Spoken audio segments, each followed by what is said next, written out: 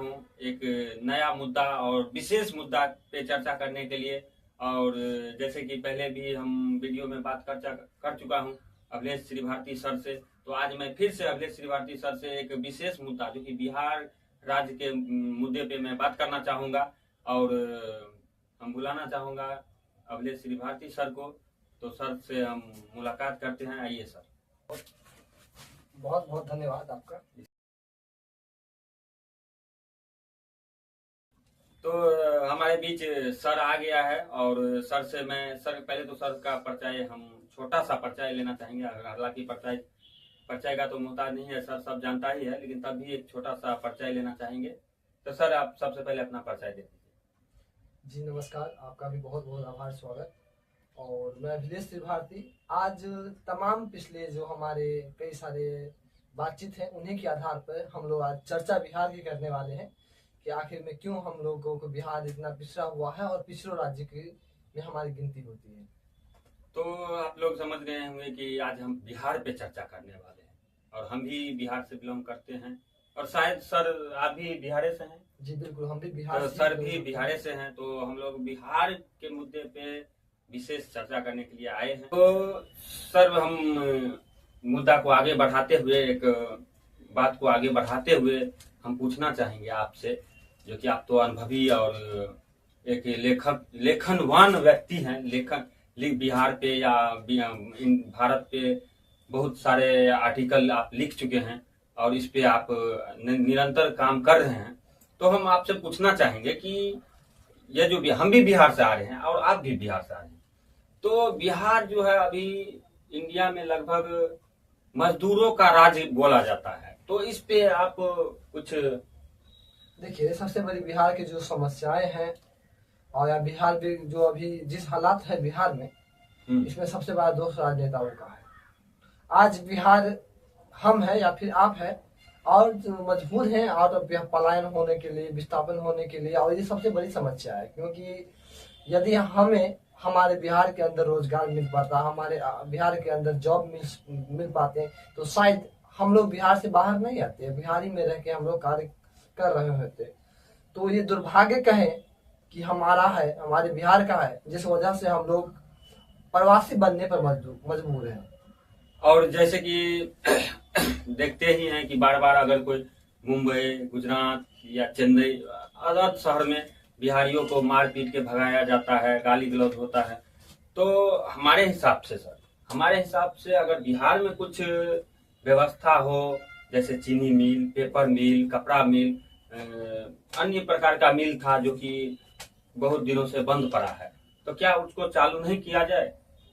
देखिए, सबसे बड़ी बात है ना बिहार की, जब आपने कहा कि हमारे यहाँ 1990 से पहले का जो इतिहास आप बिहार का उठा कर देख लीजिएगा, तो बिहार इतना बड़ा उद्योग सिटी थे कि पूरे इंडिया में जितनी चीनी की सप्लाई होती थी ना, उनका 40% यानी कि 40% मात्रा बिहार से सप्लाई होती है।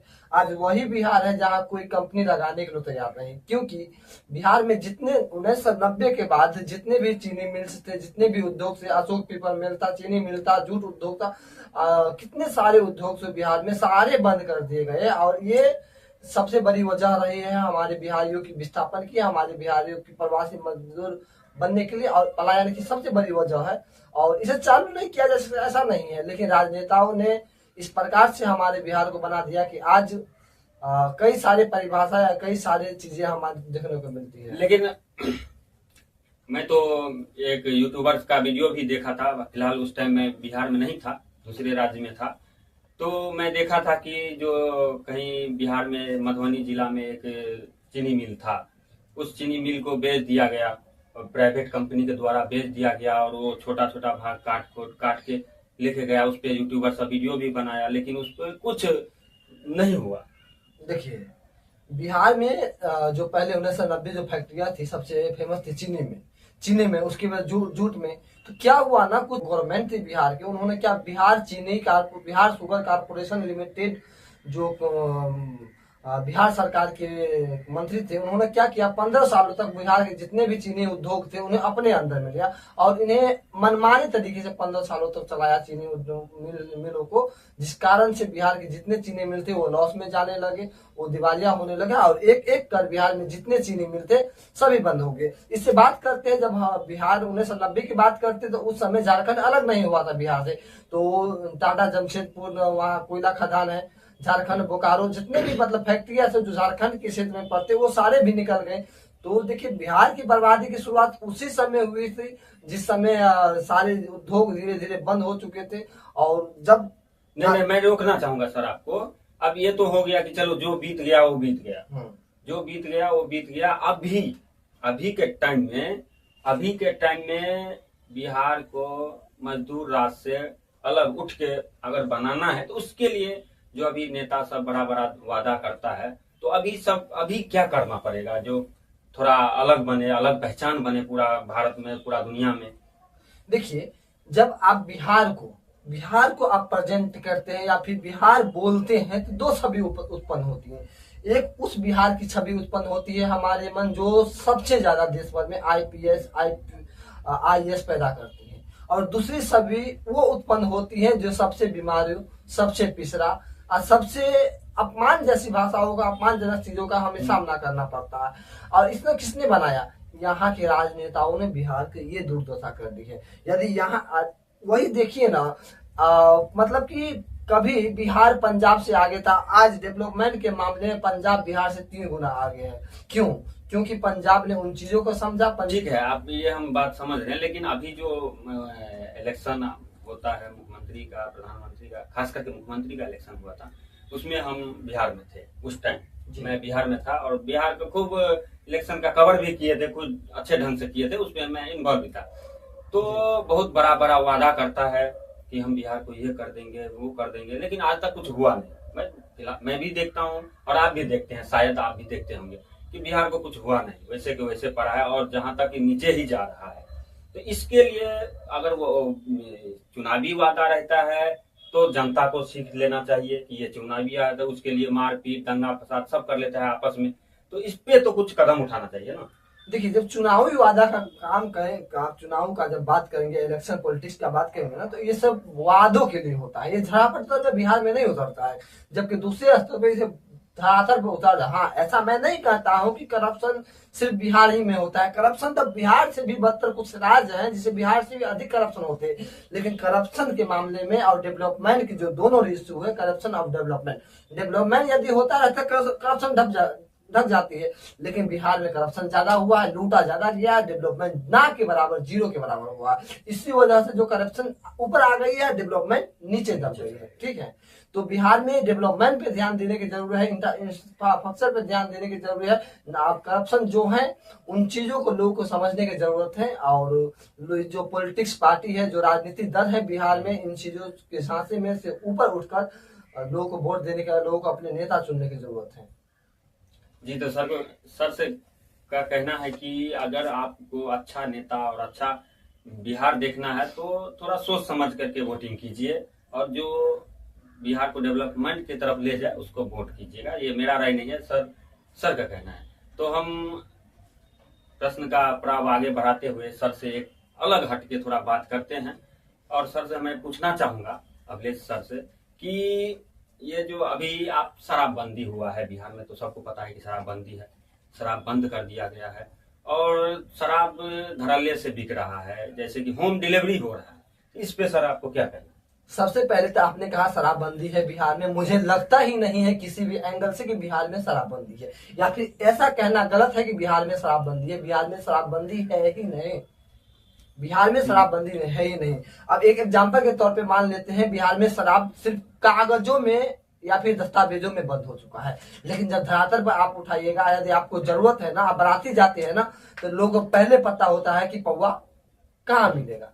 ठीक है, तो दूसरी चीज की बिहार में हमने शराबबंदी के पक्ष में सरकार को इतना बड़ा समर्थन दिया कि पूरी बिहार वासियों ने वर्ल्ड रिकॉर्ड मानव श्रृंखला बना करके वर्ल्ड रिकॉर्ड बना दिया। अब मानव श्रृंखला बनाने के बावजूद हमने सरकार को इतना बड़ा समर्थन दिया कि आप शराबबंदी कर रहे हैं, ये अच्छा स्टेप है। लेकिन यही सरकार, नीतीश सरकार, एक बार क्या नीतीश सरकार को जब बयान देखिएगा, जब उनसे सवाल मीडिया वालों से द्वारा पूछा जाता है कि आप तो शराबबंदी करवा दी है, लेकिन आपके अफसर, आपके खुद पदाधिकारी, अफसर और विभाग इन चीजों में लिप्त है, धड़ल्ले से शराब बिकवा रहे हैं, तो बिकवाते हैं तो बिकवाने दीजिए ना। उनका जवाब ये ऐसा आता है, बिकवाता है तो बिकवाने दीजिए, यदि हम एक एक करके सबको हटाएंगे ना तो वो हमको भी हटा देगा। तो यानी कि सरकार को डर है अपनी सत्ता को लेकर, अपनी चीजों को लेकर। साफ देखो, वो लॉ इन ऑर्डर उतनी तरीके से मजबूत नहीं है कि शराबबंदी को पूर्ण तरीके से लागू कर। मैं भी सरकार की शराबबंदी का समर्थन करता हूं, लेकिन सरकार हर कदम पे विफल रही है शराबबंदी को लागू करने का। शराबबंदी को और मजबूती के साथ लागू करने की जरूरत है, लेकिन सरकार के जो तंत्र है, सरकार के जो विभाग है, सरकार के जो ऑफिसर्स और पदाधिकारी है, वही इन चीजों में इन्वॉल्व है, इसीलिए इसमें सरकार विफल रही है। तो ठीक है, हम अभी देख रहे हैं एक्सपोज एंड एक्सप्लेनर प्लेटफॉर्म, और ये यूट्यूब चैनल है और फेसबुक पेज पर भी है। तो आप लोग अगर फेसबुक से देख रहे हैं तो फॉलो करना ना भूलें, और अगर यूट्यूब पे हैं तो सब्सक्राइब कर दीजिएगा और मैसेज कमेंट्स कर दीजिएगा। तो हम सर से सवाल का दौर बढ़ाते हुए एक छोटा सा सवाल पूछते हैं, जो कि जरूरी भी है और बहुत महत्वपूर्ण सवाल भी है। तो मैं पूछना चाहूंगा कि सर से, जो जैसे कि सर, बिहार में अभी नेक्स्ट इलेक्शन आने वाला है, तो नेक्स्ट इलेक्शन मुख्यमंत्री का आने वाला है, मुख्यमंत्री चुनाव होने वाला है, और बहुत सारे नया पार्टी भी मैदान में आया है और पुराना पार्टी भी है। तो हम पूछना चाहेंगे आपसे, व्यक्तिगत आपसे अगर हम राय लेना चाहेंगे, क्योंकि आप तो इस पे शोध करते हैं, लिखते हैं, तो आपको ज्यादा अनुभव है हमसे। तो हम आपसे पूछना चाहेंगे कि आप अगले चुनाव में मुख्यमंत्री किसको देखना चाहेंगे? देखिए, यदि आप मुझे व्यक्तिगत तौर से मेरा समर्थन किसी भी मांग रहे हैं, तो मैं वैसे भी व्यक्तिगत रूप से किसी भी पॉलिटिक्स पार्टी का समर्थन नहीं करता। एक लेखक के तौर पर या फिर एक सामाजिक संगठन के राष्ट्रीय उपाध्यक्ष या प्रमुख के तौर पे मैं किसी भी राजनीतिक पार्टी का समर्थन नहीं करता। लेकिन जो पार्टी डेवलपमेंट करेगी, जो पार्टी बिहार में बदलाव लाएगी, हम उनके समर्थन में हैं और हम उनको ही वोट करेंगे। लेकिन अब ये जरूरी भी है, क्योंकि आप देखिए, जब पिछले सरकारों को उठा कर देख लीजिएगा तो कई सारे बदलाव भी हुए हैं। नीतीश सरकार भी कई सारे कार्य किए हैं, आरजेडी भी पिछले सरकार में से 90 के बाद आरजेडी की सरकार है, वो उन्होंने भी कई सारे काम किए हैं। तो जो सही कार्य हुआ है बिहार में, हम उनका समर्थन करते हैं। लेकिन जो भ्रष्टाचार हुआ है, इनको भी नजरअंदाज नहीं किए जा सकते, चाहे। तो हम 1 मिनट के लिए आपको बीच में रोकना चाहेंगे, और एक जो बहुत महत्वपूर्ण प्रश्न मेरे दिमाग में आया है, तो हम आपसे पहले वो सवाल कर लेते हैं, फिर मैं जाऊंगा उस पे कि अभी एक नया पार्टी बिहार में, क्योंकि बिहार तो एक ऐसा राज्य है कि नया पार्टी एक दिन के लिए बनता है, इलेक्शन के बाद वो गुम हो जाता है। आप भी देखते हैं, हम भी देखते हैं। तो अभी एक नया पार्टी, नया ही बोलेंगे, नया है, पहली बार इलेक्शन में मतलब मैदान में आया है, शायद आया है, अभी कंफर्म नहीं हूं मैं, आया है लेकिन। तो उसका नाम है शायद जन स्वराज पार्टी। तो आप उस पे क्या कहना चाहेंगे, क्योंकि बहुत इंटरेस्टिंग होने वाला है। आज इस बार मैदान में 3 पार्टी रहेगा, जो कि तीनों लगभग धांसवी पार्टी है, मतलब धक्कर पार्टी है, अच्छा पार्टी है। अब ये तो नया है, कुछ अलग विचारधारा रखते हैं, तो इस पे आप क्या कहेंगे? यदि आप मुझसे पूछ रहे हैं तो मुझे लगता है यदि किसी राज्य में सबसे ज्यादा पार्टी है वो बिहार में ही है। बिहार की यदि पार्टियों को सूची उठा करके यदि आप सभी पार्टियों को देख लीजिएगा, कम से 10 से 12 पार्टी है, राजनीतिक पॉलिटिक्स पार्टी है बिहार में जो चुनाव लड़ती है। ठीक है, और ये मुख्य रूप से पहले 2 पार्टी हुआ करती थी, लेकिन अभी बिहार में मुख्य रूप से 3 पार्टी, ठीक है, 3 प्रमुख पार्टी होने जा रही है। लेकिन ये पहली बार देखिए, जिसके आप प्रशांत किशोर जी के बारे में बात कर रहे हैं, जन शिवराज जी के बारे में बात कर रहे हैं, तो कुछ 2-3 दिन पहले मेरे पास एक कॉल आता है एक पार्टी के राष्ट्रीय कार्यालय। उन्होंने मुझसे पूछा कि आओ बदलाव के लिए क्या हमारी पार्टी को समर्थन देंगे। हम कहें उन्हें, लड़की बोल रही थी मुझे, कोई मैम बोल रही थी, तो मैंने कहा कि आप किस बदलाव का बात करते हैं? बिहार में सभी पार्टियां लगातार बदलाव की बात करती है, लेकिन बदलाव कोई नहीं करती है। हम उसका साथ हमेशा थे और हमेशा है, जो वर्चुअल में धरातल बदलाव लेके आएंगे, ना कि कागजों पर और कागजी प्रक्रिया पे। तो हम सब बिहारियों को कागजी प्रक्रिया वाले बदलाव पर नहीं, यानी कि धरातल पर जहां बदलाव हो उन चीजों पे वोट देना है, विकास के नाम पर वोट देना है। और सबसे बड़ी विडंबना है हमारे बिहार की कि विकास के नाम पे वोट होता नहीं। हमारे बिहार में विकास के नाम पे वोट नहीं होता है। ये थोड़ा लंबा जाएगा। मैं बता दूं कि बिहार में आप जो है राजनेताओं से पैसा दे करके वोट देते हैं, तो आप किस मुंह से आप राजनेताओं से विकास की बात करें? ये भी है। वही तो मेन प्रॉब्लम क्या है, राजनेताएं या फिर पॉलिटिक्स पार्टी आपको कब विकास देगी? जब आप उनका वोट विकास के मकसद से देंगे। आप 1,000 रुपये पे, 2,000 रुपये पे, 3,000 रुपये पे आप अपना वोट उन्हें देते हैं, यानी कि आप देते नहीं है, आपका वोट खरीदा जाता है। आप बिक जाते हैं। तो आप किस मुंह से उनसे विकास? ये बात 100% आपका जो है वो सही है। जब आप वोट को बेच रहे हैं, जब पैसे लेकर के आप वोट को दे रहे हैं, तो आप जब उनसे विकास, अपने नेताओं से जब विकास की बात करेगा तो वो चपलियाएगा कि नहीं? चपलियाएगा ना, अच्छा से थूरेगा भी, क्योंकि आपने उनसे वोट नहीं दिया है। उन्होंने आपके वोट को पैसा दिया है, तब आपने उन्हें वोट दिया। और ये सबसे बड़ी विडंबना है। दूसरी चीज है caste politics. Bihar is famous for caste politics. हमारे बिहार में जो है ना कास्ट है, अलग अलग कास्टों में सभी को, इसमें किसी का फायदा नहीं है। हमारा ही फायदा नहीं, आपका फायदा नहीं, लेकिन फायदा है उनको, फायदा है जो वोट बैंक को राजनीति करती है। यादव को यादवों में बांट दिया, मुस्लिम को मुस्लिमों में बांट दिया, यादव को अलग अलग, तुम ब्राह्मण, तुम शूद्र, तुम ये अलग अलग पार्टियों में भी डिवाइड कर दिया। और उन्हें लगता है कि ये हमारी वोट, यादव है तो ये हमारा वोट है, मुस्लिम है तो ये हमारा वोट है, हिंदू है तो ये हमारा वोट है, ब्राह्मण है तो ये हमारा वोट है। इस प्रकार से जो है ना कास्ट पॉलिटिक्स के चक्कर में बिहार में 70 साल में, पिछले 70 साल को उठाकर देख लीजिए तो 26 मुख्यमंत्री चेंज हुए, यानी कि एक परमानेंट गवर्नमेंट नहीं रह पाई।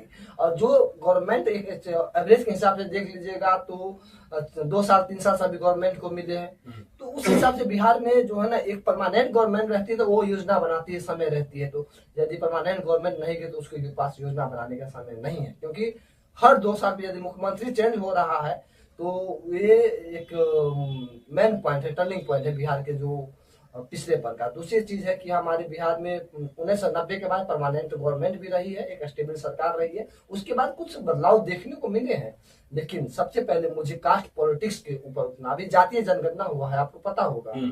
तो जातीय जनगणना हुआ है तो मैं इसके खिलाफ था और अभी भी खिलाफ हूँ। मुझे जातीय जनगणना पे इतना रुपया खर्च करने की जरूरत क्या थी? जाति को क्यों गिन रहे हो? विकास को गिनो, कहाँ कहाँ विकास हुआ। गरीब को गिनो, कहाँ कहाँ गरीब है। एजुकेशन को गिनो, कहाँ कहाँ एजुकेशन पहुंचा है। उन ग्राम को, उन जगह को गिनो जहाँ पे स्कूल नहीं है। उन जगह को गिनो जहाँ बाढ़ पहुंच जाती है, बाढ़ के पहुंच डूब जाते हैं, कई घर लोग बेघर हो जाते हैं। उन जगह को गिनो जहाँ के किसान फसलों बर्बाद हो जाते हैं। उन चीजों को गिनने की जरूरत थी, ना कि जातिगत जनगणना की जरूरत थी।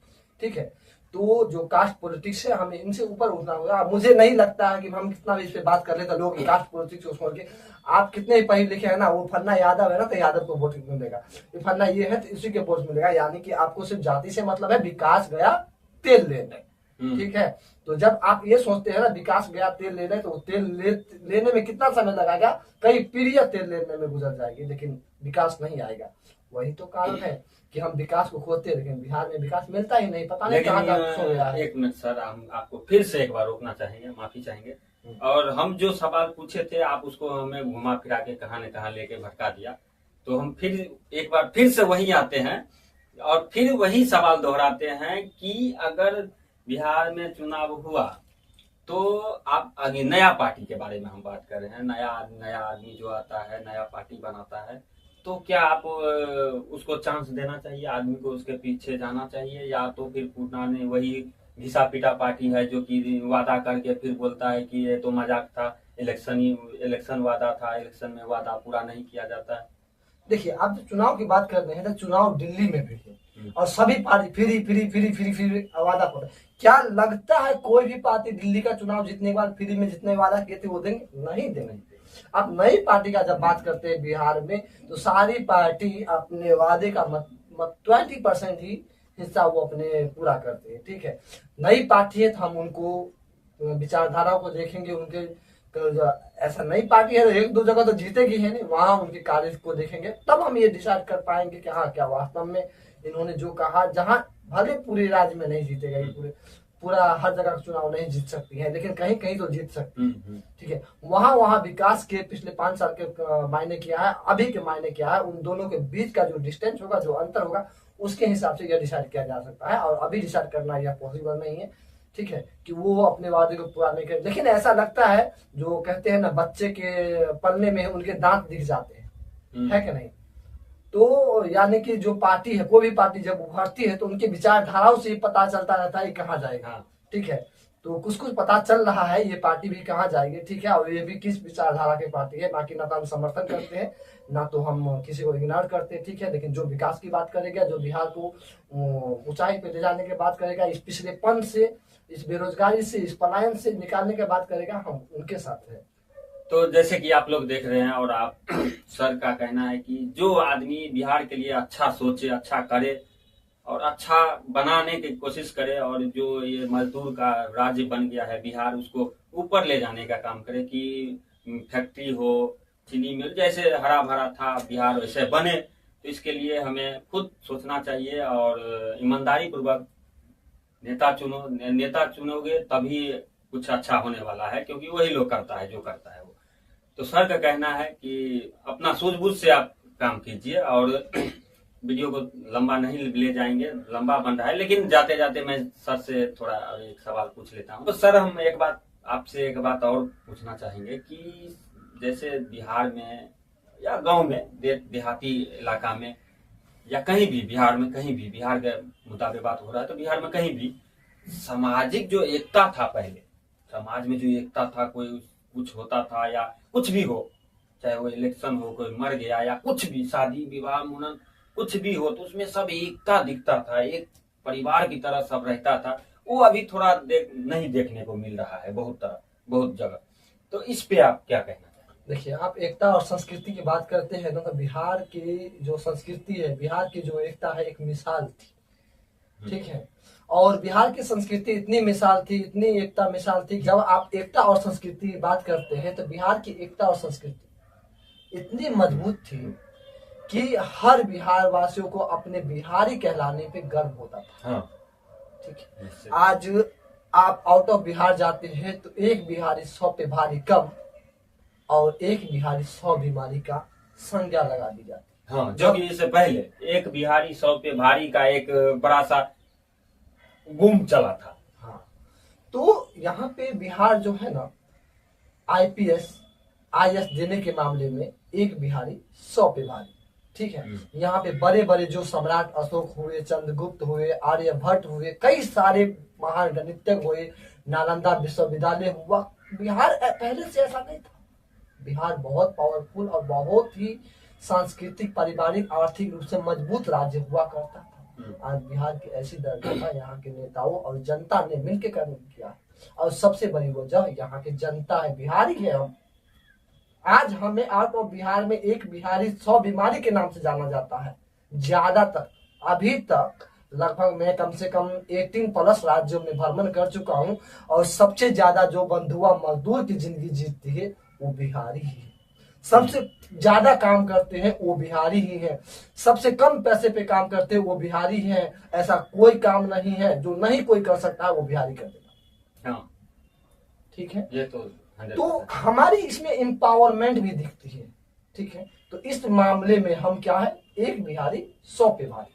लेकिन कई जगह पे जो हमारी राजनेताओं ने इस कद कर दिया है, हमारे बिहार के ये हालत उत्पन्न कर दी है, इसीलिए हमें अपमान होता है, अपमान किया जाता है। हमें हमारे पीछे एक बिहारी 100 बीमारी का धब्बा लगा दिया जाता है, ठीक है। और ये इसका वजह, इसका जो मेन कारण है हम ही है, क्योंकि हमें तो कास्ट पॉलिटिक्स के मतलब है।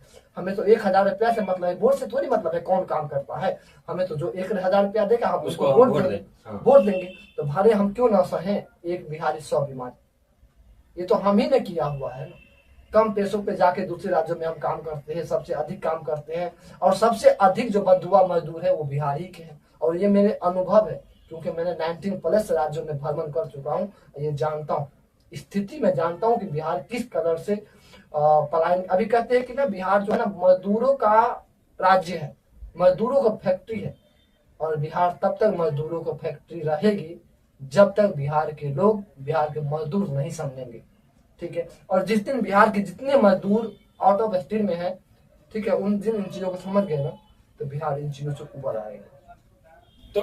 तो अभी गांव का मतलब बिहार के राज्य के बारे में हम लोग चर्चा कर रहे हैं सर।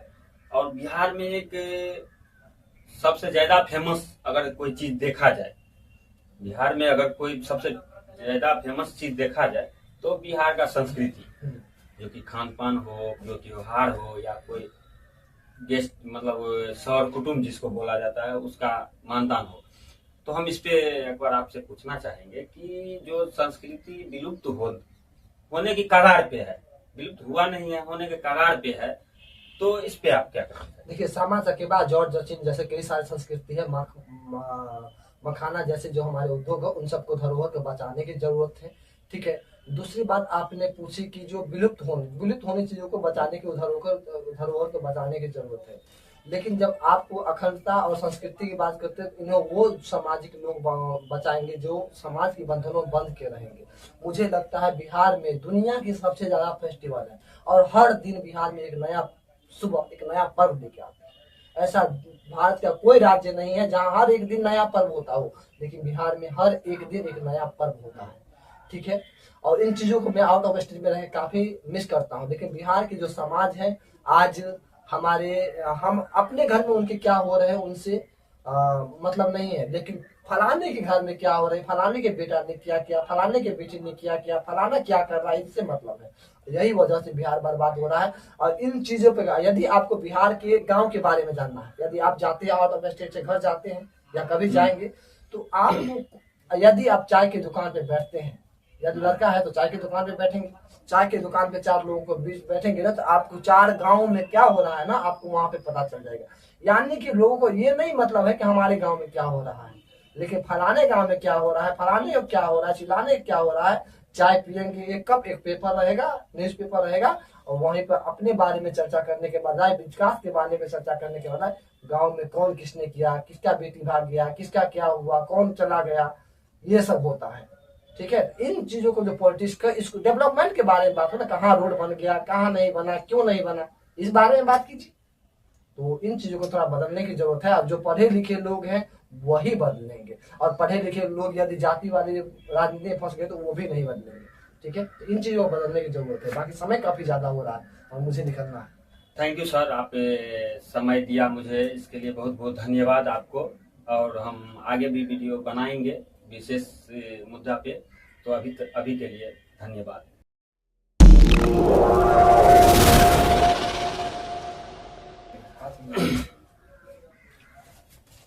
तो जैसे कि आपने देखा कि अभी हम लोग बिहार राज्य के बारे में विशेष चर्चा कर रहे थे अभिलेख श्री भारती सर से, जो कि बहुत पेशे से वो राइटर हैं और आर्टिकल, विशेष रूप से आर्टिकल लेखन लिखते हैं। तो हम अभी जो इस पे मुद्दा पे बात किए हैं, और अच्छा लगे तो शेयर कर दीजिए, फॉलो कीजिए, लाइक कीजिए। और आप अभी जो देख रहे हैं वो एक्सपोज एंड एक्सप्लेनर प्लेटफॉर्म, जो कि एक यूट्यूब और फेसबुक चैनल है, वीडियो बनाते हैं, तो उस पे आप लोग देखते रहिएगा, एक्सपोज एंड एक्सप्लेनर। मैं पंकज कुमार कामती आप लोगों से विदा लेते हैं। जय हिंद, जय भारत।